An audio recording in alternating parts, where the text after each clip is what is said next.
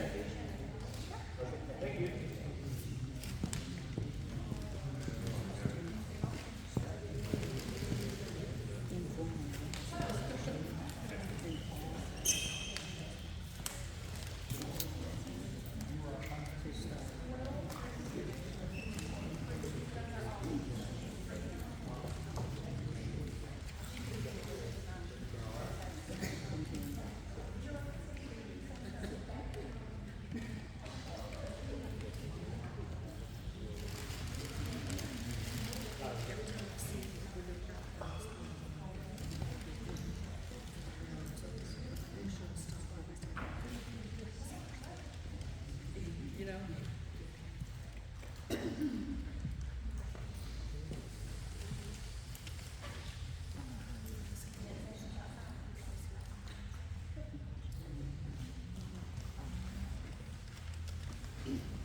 All right, folks, welcome. Thanks for treachering through this Hurricane Helene to be with us for our candidate forum. My name is Derek Phillips. I am a member of our local Chamber of Commerce Executive Board, and so I'm happy to be your MC for tonight's candidate forum. Before we get started, we just want to extend a few welcomes. Before we get to the traditional welcomes in the room of folks that are with us, we want to extend a big welcome to our local National Guard unit, Captain Josh Metters and the B-Battery that are returning to us. So if we get a big round of applause for those folks.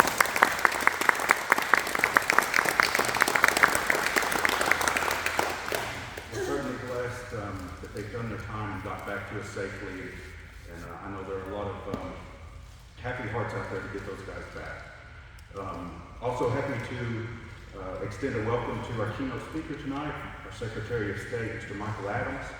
It's a big honor to have someone of his caliber here amongst us, and we look forward to his notes that he'll offer us tonight. Also want to welcome our candidates. We know that it takes a lot of guts to put your name on a ballot, more so now than ever. In the era of social media, and when in a time when someone in sweatpants can criticize you to the entire world, we know it takes some courage. So we applaud you for putting your name on the ballot. We applaud you for coming out tonight and sharing your vision for the office with us. Also just want to extend a welcome for everyone that's come out tonight, and for our radio and social media audience. We appreciate your time, and we hope as a Chamber of Commerce that we're offering something valuable back to the community, in that we are giving our local candidates a voice and an opportunity to outline their platforms and tell you what they're about beyond what the yard signs can offer. Before we go much further, we're going to pause for just a moment. We'll do a pledge of allegiance and a word of prayer. Mr. Scott of Church, would you mind to come up and lead us, please? If you would, please stand with me. And please bow your head in prayer. Lord, thank you for the freedom to gather together this evening. And Lord, as we look upon these people who are going to be leading our community, we ask that you give them guidance, light their pathways so they can make this community better and grow and be something that exalts your name. And Lord, this evening we also ask for special protection for the people of the Gulf as that hurricane is coming toward them, and protect them as you only can. We pray all these things in Jesus' blessed name. Amen.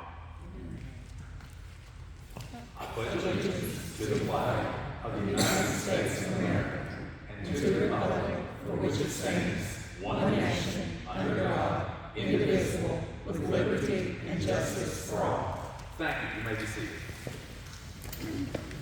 Thank you, Scott. Okay, so next I just want to give a sneak peek of what's to come. So the next thing we'll do is we'll invite Mr. Adams up to give his keynote address.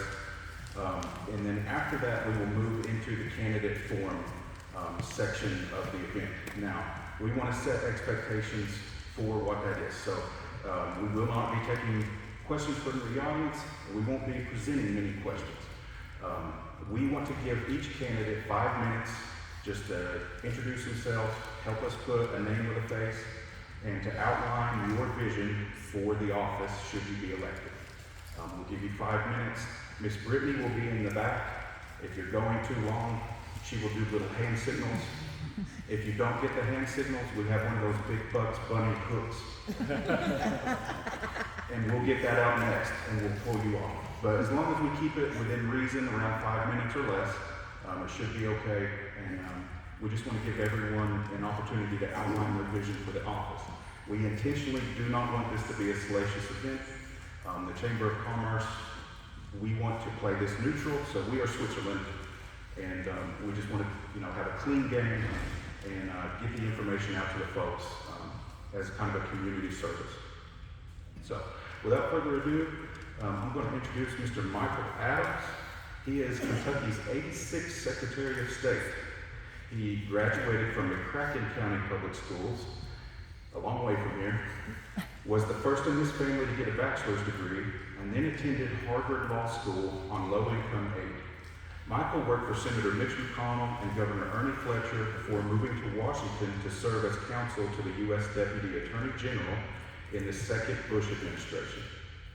In 2007, Michael began private practice in election law, ultimately building a national practice in the field. He has represented several national political committees, numerous national political figures, and statewide campaign efforts in all 50 states. Because of this unique experience, in 2016, Michael was appointed to the Kentucky State Board of Elections. Inaugurated as Secretary of State in 2020, just before the onset of coronavirus, Michael used emergency powers to conduct safe and secure elections that became a model for other states. Having expanded voter access while also tightening election integrity, in 2021, Adams presented the state legislature with the most ambitious election reform plan since 1891, and it passed both chambers with near unanimous support. Michael's work in making it easy to vote and hard to cheat has earned praise throughout America and across party lines. In 2023, Michael sought re-election and was the top vote getter of all candidates for constitutional office, carrying 118 of 120 counties. In 2024, the John F. Kennedy Library Foundation awarded Michael the JFK Profile and Courage Award, which recognizes public servants who have risked their careers by putting the public interest ahead of their own political standing. Michael is happily married to Christina and is the proud father of Lucia. Ladies and gentlemen, Mr. Michael Adams.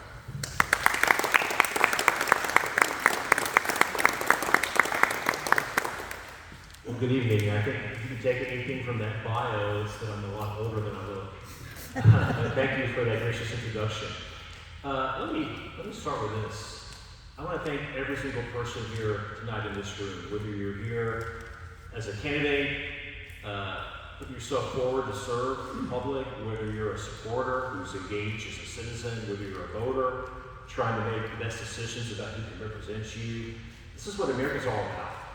It's about Norman Rockwell style local government, local folks, your neighbors, your fellow citizens, making decisions together instead of some big government across the country making our decisions for us. A prayer, the American flag, and local activity in politics. That's what America's all about. There are fewer and fewer spaces in America today where this happens. And more people are not getting their news and their information from stuff like this. They're getting it from far out websites and they're watching too much TV, especially cable, and they're focused on what's going on in Washington every day, and they know less and less about what's going on right here. My office just did a civic health survey at the end of last year, and we released it earlier this year, and we found that we've got some real issues. And more Kentuckians don't know the most basic things about the government. They don't know how many branches it has. They don't know the most basic stuff. They don't know who represents them. They know the name of a member of Congress from another state, but they don't know their own mayor or their own school board or city council or state legislator or attorney general or any of that. So we have a lot of work to do. I'm working to get a civics education law passed in the General Assembly so that we teach all our kids the most basic stuff. If you go back and look in Kentucky history, at why we have public education in Kentucky, why we put that in our Constitution, it wasn't to train a workforce. It's a laudable goal, but the reason that we have public education in Kentucky is to train citizens for self-government. If we don't have kids who know how the government works and what office does what, they can't hold it accountable. And then you have the kind of mess that we have in politics today in our government. So it starts with us too as adults, and I want to thank you all for braving the rain and missing some football to be here tonight. I want to give you a few brief comments about this election that we're about to start conducting. Number one, we've got it nailed down tight. We have integrity in our elections in the Commonwealth of Kentucky. And I can't speak to, and I won't defend what every state does in our country, but I can tell you this, when you vote in this election, for not just president, it's important, but there's a whole bunch of stuff, as you know, on the ballot. That's why you're here tonight. When you cast all your votes for all your candidates and your issues, that vote's going to be counted. It's just going to be counted once, but it's going to be counted.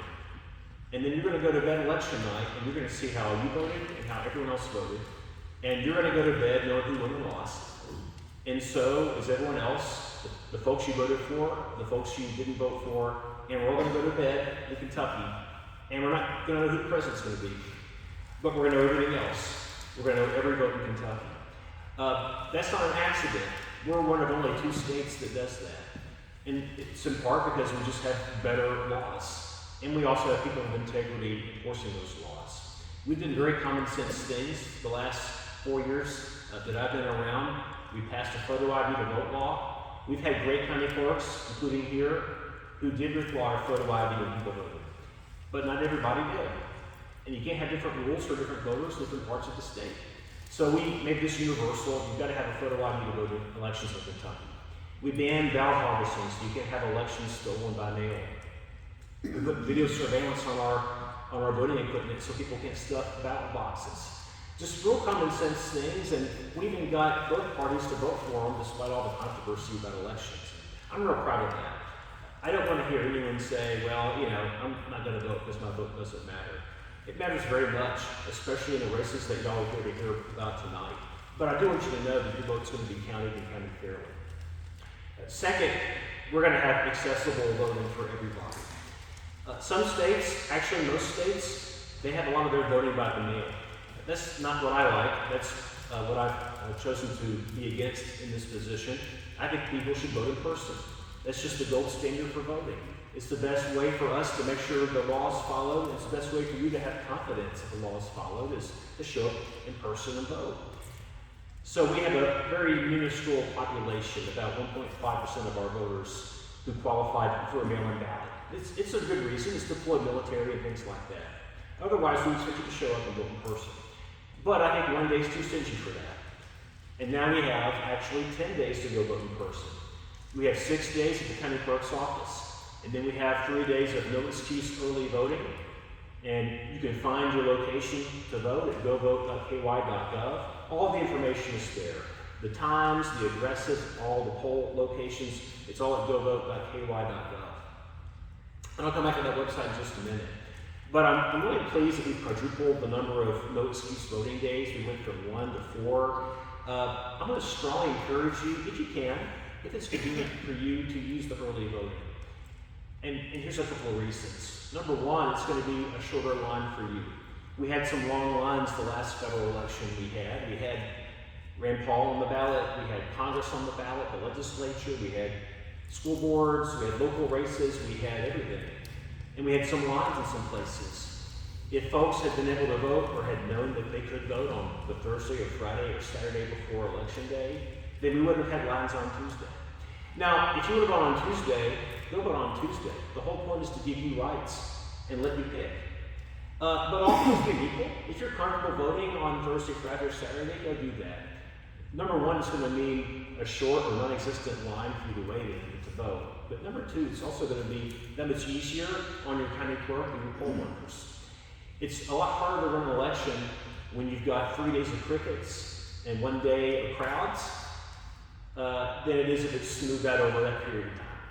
So again, go to our website, govote.ky.gov, and you can see your times and your locations. I'll close with this. As I mentioned, it's a long ballot. When we have a national election, when we have any election in an even number of year, it's a long ballot. So obviously the stuff you're going to hear about tonight's on the ballot: president, the U.S. Congress, the legislature, other stuff. If you want to find out what's on your ballot, go to govote.ky.gov and you can look at your sample ballot. I want to strongly encourage you to do that, not just to find out where you can vote and win, and not just to find out who all is running and have some time to kind of vet folks like we're doing right now, but also to read the constitutional amendments. We have 2 constitutional amendments on the ballot. In 2022, we had 2 amendments on the ballot, and they were really long, and we had some long lines because people didn't know about it. And then they showed up to vote, and they're like, what the heck's this? And they're trying to read it, they're trying to understand it, they're trying to Google it on their phones. And so we had some lines. We've got a huge turnout in a presidential election. We had 38% turnout last November statewide. It'll be more like 60% this time. People will come out of the woodwork to vote for their candidate for president. We're going to have some lines, and so people are going to feel like they can't wait that long, and they're going to turn away. I don't want anyone to not get the right to vote. So I want to strongly encourage you not just to use early voting if you can, but also look at your ballot before you vote and read these constitutional amendments. I didn't write them. They're a little legalistic. They're not plain English. The Supreme Court of Kentucky, right before I took office, issued a decision and said that the Secretary of State can't just summarize them in normal words for normal people. We have to put a bunch of legal stuff on the ballot instead. I got to follow the court order, and that's what I'm going to do. But before you vote, go check this stuff out. Go see what it says, and then talk to your friends and your neighbors, and call folks that would have information to tell you more about it. But again, I want to say how grateful I am. This is the kind of stuff Norman Rockwell drew paintings of. Informed citizens coming out to vote, putting themselves forward to run, to serve, and other folks coming out to hear them out. And this is the best of what America's all about. Thank you all so much.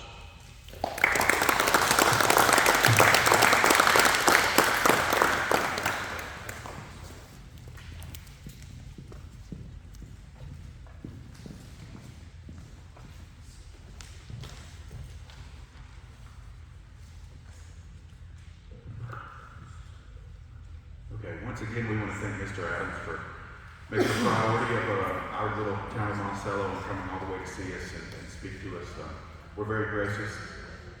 Before we move to the candidate forum portion of the event, I want to hold you hostage just a little longer and tell you a quick story. So again, my name is Derek Phillips. I am an architect by trade. I do not work at the Chamber of Commerce. Most of us are volunteers, including our great and strong president, Ms. Guppy. The story with me getting on the board is something like, I've been an architect. Every once in a while as an architect, you will get hired by a bank. And a bank will ask you to come and present a design. And so you'll go to that bank and they'll maybe open the door for you and treat you kind of nice. They'll bring you to the back and they'll say, young man, you sit here and sweat bullets until we are ready for you. And you'll do that, so you'll sit, and more than likely, if they've asked you to come and present, that means that their executive board is going to be in the room, and they want to pitch the idea to them. So I have been in those rooms when executive boards come in. Sometimes those executive boards come in, they definitely get the door held open for them. There's usually a secretary microwaving cookies. The president is not acting presidential. They are made out of goop. And they will do everything but give back rubs to these people on boards. And so I've seen this over my career. And I said, someday, I would like to be on a board. I would like a microwave cookie. I don't think my wife would like it, but I would like a back rub. So one time, someone came to me and said, hey, we're looking to boost the local chamber's board a little bit. Would you be interested in being on the board? Yes, I would. I would be interested in being on a board. And I had the visions. And so I walk into the first meeting. Everyone already has their sleeves rolled up. There were no cookies. There wasn't even a bottle of water. Scott. We are a working board. I didn't know the difference. So I thought I was getting onto an executive board. We do call ourselves that now because I asked that we add that to our title. But in reality, we are the Monticello-Wayne County Working Board. We all have other jobs. Everything that we do is voluntary. We fall short because we do have other careers, but we are working very hard. And we're not alone. I think in the conversations that I have around this community, we've made a lot of progress as a community in the past handful of years. We can argue about what that date is, but in the past handful of years, we've made a lot of progress. Our downtown looks better than it has in a long time. Some people say 50 years.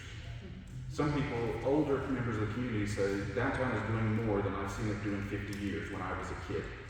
And we can't take that credit. I think the private sector deserves a lot of credit. A lot of people deserve a lot of credit, including political leaders.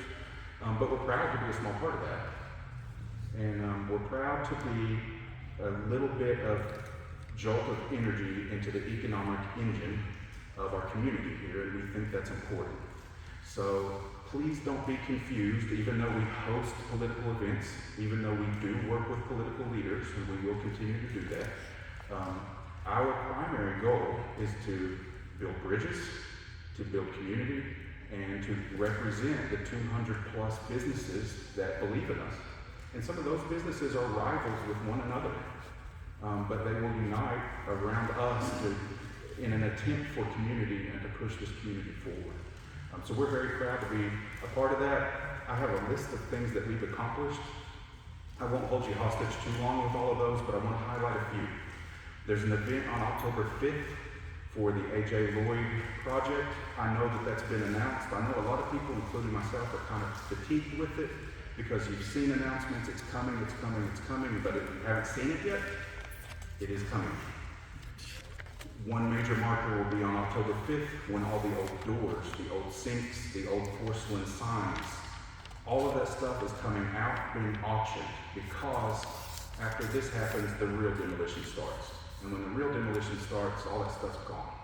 So on October 5th, there will be an auction. It is a city-led endeavor, but we are happy to support it, and we just want to help get the word out. That will happen in our last market. That is something that we have become known for in the past few years, is the Monticello Market once a month in the summers. Our final one will be this upcoming one in October, so don't miss that. So that'll be all morning, and then about 2 o'clock we'll transition over to A.J. Lloyd. A new effort that Madam President and some of the other ladies have been working on is called Chamber on the Move, and it's where we are hopping around and through social media highlighting different businesses in the community and spotlighting on some old businesses and on some new ones and just trying to help get some promotion going. We are offering quarterly trainings, so if you have a staff, you want to learn about QuickBooks, you want to learn about private speaking, any of that stuff, if you will follow the Chamber page on Facebook, we're always up to something. We're trying to partner with people, we're trying to offer trainings, and we're now accomplishing those at least once a quarter. We are offering a Junior Ambassador Scholarship Program. We will have 8 of those young people this year that are in our scholarship program and that have been bridging connections across the community and really doing a lot of good. And we have little endeavors like the chair events. We do this with candidate forums. We've made some efforts bringing food trucks on Friday to kind of breathe further life into downtown. And we've had a lot of progress with shopping local and building our community. And we're going to continue to fight and do what we're doing.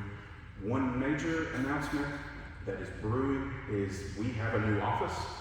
It is on the square around the Doughboy. It's the old corner building there. It has our logo on the glass. We're very excited that soon it won't only be the Chamber logo. Soon it will also include the county's tourism emblem, and it will also include the Industrial Development Authority's emblem. We don't want that just to be the Chamber's office. We want it collectively to be a welcome center for our town to more cleanly interface with visitors and businesses that may look to locate to Wayne County or Monticello. So look for those developments, and we're excited to partner with those folks and continue to move forward. So without further ado, candidates that we have tonight include the offices of Circuit Clerk, City Council, and School Board. So we'll proceed in that order. We'll start with you, Ms. Lay, if you don't mind. Circuit Clerk candidate, Ms. Patricia Lay. And we are going to start a timer of 5 minutes, and we wish you the best.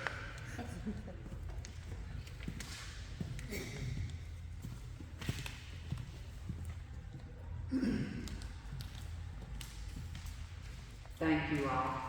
I'm not a public speaker, I will tell you that. So I already need to sign up for that class. I do want to say, thank you for the chamber, and I think they're doing a wonderful job. I can see changes in our community that's been needed and that's been accomplished, and I just think they're a great asset to our county. A little bit before I talk about me in my office, I do want to strike this to everybody. You need to register to vote. You need to go vote. It's important. You need to let your voice be heard. And if there's anybody under the sound of my voice that does not know, you need to register by October the 5th in order to vote in the election on November the 5th. And it is important because the people that is elected serves the people. And I am your circuit clerk, and when I say I am your circuit clerk, I was elected for all the people, not just for those that voted for me. I am there to help anybody that has need through the court system. Me and my staff, we do stay busy. We do a lot of document processing. We maintain court records and take care of 3 court systems. We have family court, circuit court, and district court. Anytime there is court in session and there's a judge on the bench, me or one of my staff members has to be in the courtroom. And then, of course, after court, we got a lot of paperwork that has to be processed and put into the computer system and into the cases. We also maintain what we call jury management. We keep record of attendance and jury management for trials. That keeps us busy. And then, of course, there's all kinds of people that come to the office that might have a need, whether it be to file small claims or a forcible detainer or sad things such as domestic violence, pay a fine. We're there to serve the people, and our phones are constantly ringing, and I hope nobody says that I called, nobody answered. But I've got a staff of 9. We've got 11 phones that can ring at once. But with a staff of 9, and especially if you've got 3 courts going, and in 2 courts, I send 2 people just to make it easier for the judges and also for us to do the process in the courts while court's in session. So when you take half of your staff out and those 11 phones are still ringing, people's just got to bear with us. But, we're pretty quick to get to those phone calls. I don't know what else there is, but it is an elected office. My office is a term of 6 years. I will start a new term January of 25. I do not have any opposition. I am thankful. I think that speaks well for me. I didn't have any opposition the last election. I did work for 30 plus years as a deputy clerk. I started working under Geneva Abbott. I actually started in a summer work program for low-income families. And I worked a couple of summers, and a position became available. She called and told me about it. She said, if you're interested, you apply. I applied, I got the job, and I guess the rest of it's history. So, is there anything else? Any questions or? Okay. Thank you. Thank you all.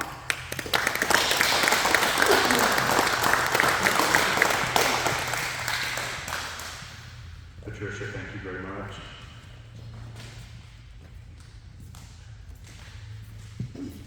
Okay, so next we will move to City Council.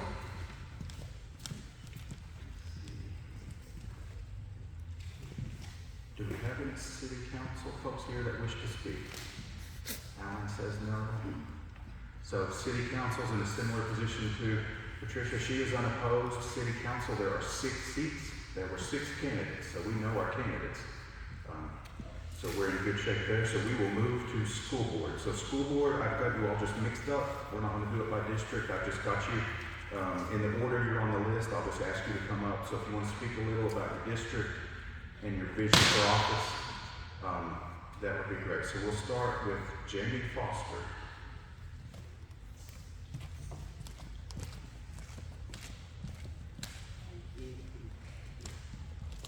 I guess you all will notice that I have some notes. I will be one of those that somebody's going to be waving the time frame on. So, I'm Jamie Foster, and I'm running for school board in District 2. For those of you who don't know, I'm from the Cooper area and actually live in Duncan Valley.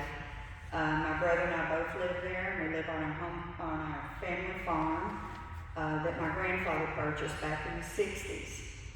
I have notes, like I said, because I don't want to deviate. I'm a retired teacher. I retired from Wayne County a couple of years ago. I began my career here in Wayne County, and I ended it in Wayne County, just like my mom did, Jean Wilson.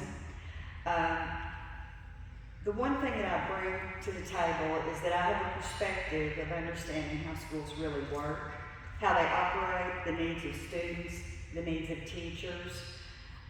We've got to be able to provide our students with all the tools they need to have a world-class education. And that world-class public education needs to be one from our town, not from big cities where they have lots more money than we do. We've got to figure out a way to provide it. I graduated from Wayne County, went on to Somerset Community College. I'm a graduate of Eastern Kentucky University. I have a degree in mathematics. I also have a master's degree in math education and have finished my work on my doctorate, just need my dissertation. Hopefully that's coming soon. I'm actually fully retired now, somewhat, so hopefully that will happen. I began my teaching career a long time ago in 1980, and things are very different now than they were. But I retired after 18 years of teaching in Wayne County. I had public service in school districts as a teacher, 26 years total, and I have over 40 years of experience in education in a variety of different kinds of things. One of those being at one of the regional labs that the U.S. Department of Education had in for the Appalachian region that served Kentucky, Tennessee, Virginia, and West Virginia. I'm still working a bit and teach a couple of classes online as an adjunct for Somerset Community College. And at the heart of what I believe is a quality public education for all students. I can't say it any more than that. For those of you who know me, or maybe some of you had me in school, you know that I believe in the kids. I believe in the kids that we have in our county, and I believe that they can go anywhere and compete anywhere with anybody else. And I believe they can also stay here and be leaders.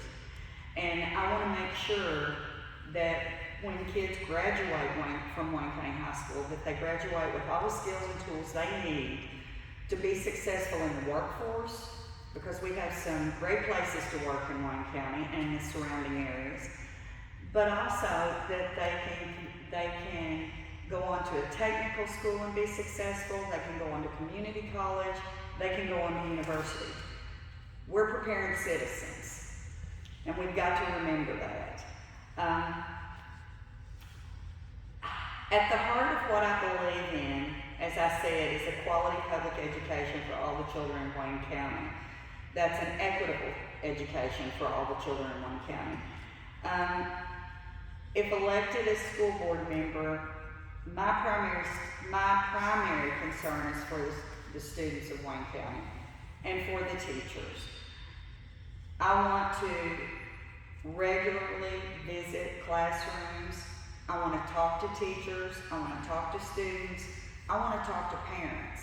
I want to find out what it is that you have concerns about and what your needs are.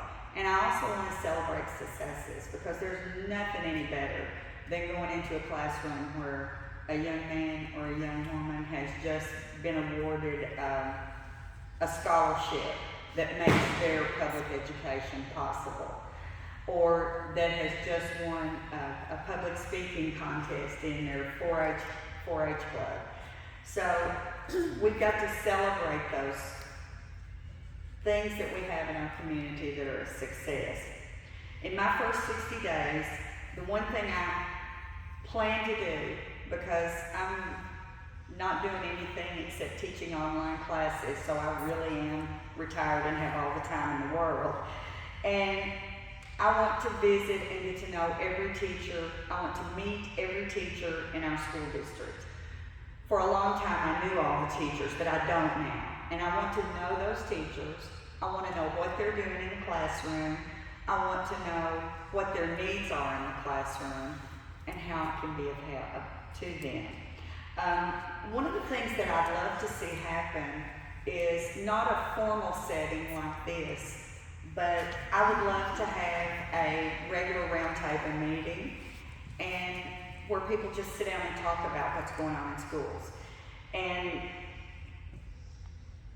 we've got to remember that whether or not you have children in schools, your input's important, as the Chamber's already said. And strong schools put a strong workforce in the community, and they bring way more opportunities for our families.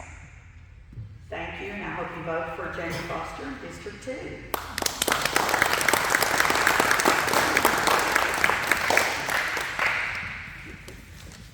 Thank you, Jamie. All right, next we have Mr. Larry Hughes.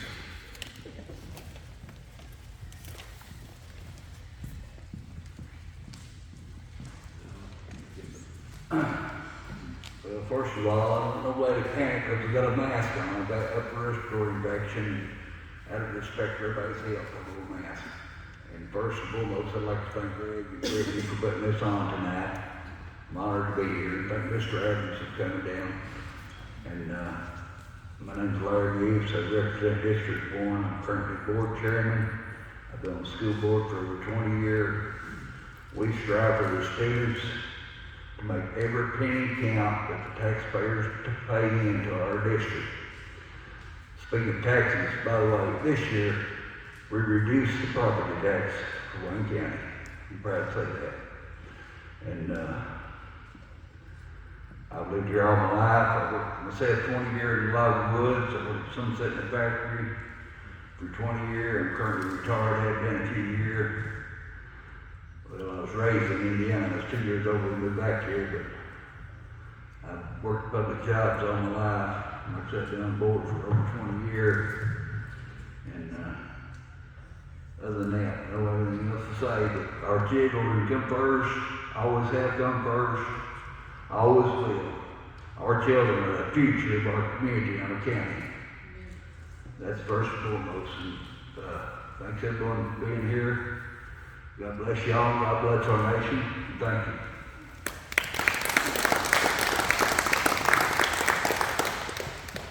Larry, thank you. Next, we got Richard Randy.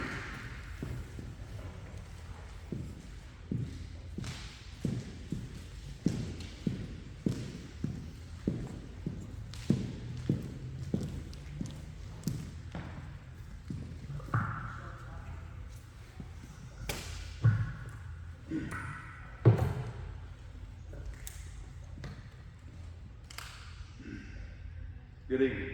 I'm Richard Ramsey, a native of School Board District Number 1. I'd like to begin to thank the Chamber for giving us, running for school board member, the opportunity to share ideas and concerns. I'm not a public speaker, so I want to read a statement that I've given much thought to. I grew up in Mill Springs and lived there most of my life. My mother and father are Duncan and Linda Ramsey. My wife, Heather, is a nurse practitioner. We have a son, Colin, who's a sophomore at Wayne County High School. We have 2 daughters that are in 1st and 4th grade at the Wayne County school system. As a 1996 graduate of Wayne County High School, I'm appreciative of the opportunities I had both as a student and as an athlete. After graduation from EKU in 2001, I worked for a period as a recreational therapist in a retirement home in Florida before returning to Kentucky, where I was employed by BB&T Bank for 14 years. At BB&T, I began as a teller, but ultimately served as manager of the Monticello branch and later the 2 branches in Somerset. In 2018, I decided to return to my roots in farming. Through those and other work experiences, I have learned a lot about the importance of effective management. And as I see it, the Board of Education has great responsibility in supporting and at times guiding the management of the school system. I believe in the potential children growing up in Wayne County. I am happy to say my children have benefited from the hard work of many dedicated teachers, administrators, athletic staff, and support staff members.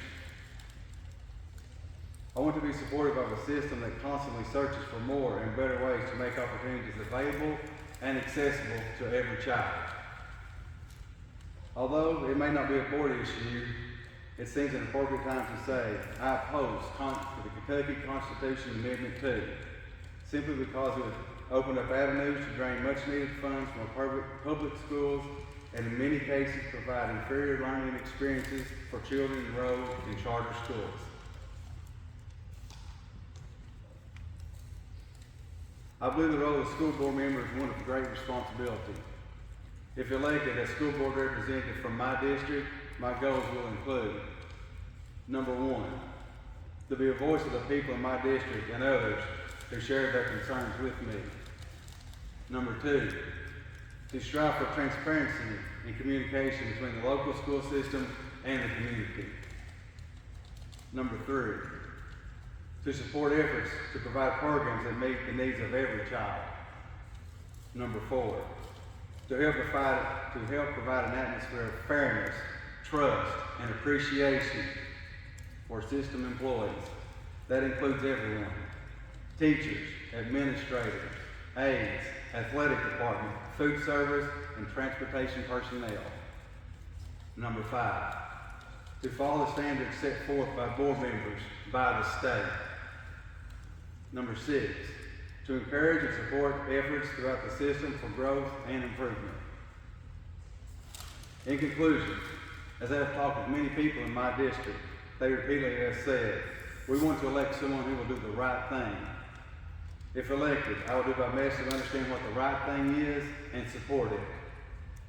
Finally, I want to thank those who encouraged me to run for board member and those that have supported me in any way. Please get out and vote. Thank you.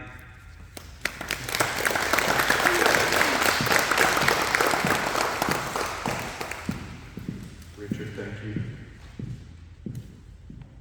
And then lastly, we have Mr. Tony Roberts.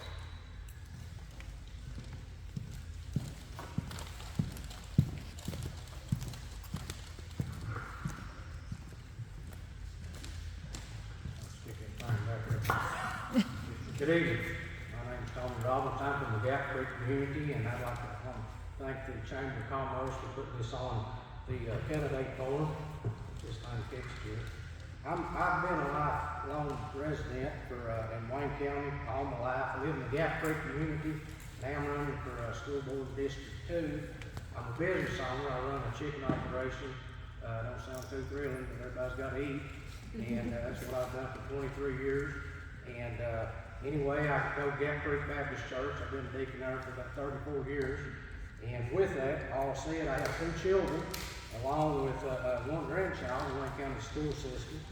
And I'd like to take this opportunity to say that by running for the school board, I would like to see a higher degree of education given to the children.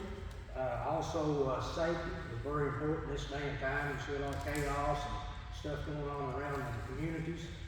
It's saddening to hear shootings and all those things taking place. We hope it never happens here, but I think that we need to emphasize a lot more. I hate to say this, but truth's the truth. I'd like to see more money spent on employing people that would be interested in the safety of our school system, and not on everything else that's not that important. Although I ain't saying a lot of that stuff ain't important, but in my eye, the safety of the child is the most important thing, along with a good education. With that said, I'd like to also have an open table for the community, also for the teachers, also for the children. If they have any need of any kind, we want to research that and the best of our ability to reach that goal with what would be required. And we are on as a small business owner, I do understand that there are budgets and guidelines that you have to go by to pinch the bottom dollar and to get all that we can out of the bottom dollar to help benefit the taxpayer. And I am running because I care about the children, my grandchildren, and I care about the community. I will also listen to the citizens in District 2. And most people don't understand that District 2 and District 3, I had somebody the other day say, well, I can't vote for you, I'm in District 3. Well, District 3, I call mine the Appalachian. It takes in from the lower end of the county, goes back, come back around Farmersville, back up into the Rickner area. And I've not had the opportunity to get out and reach a lot of people, but I am going to take the opportunity. And I would appreciate your vote of support on November 5th and let the candidate for the best office to win.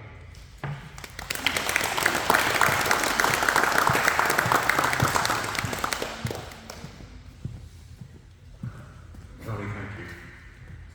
Okay, so that concludes our candidates. I didn't think we'd get this far, so I don't have anything to say now. Madam President, anything on your end?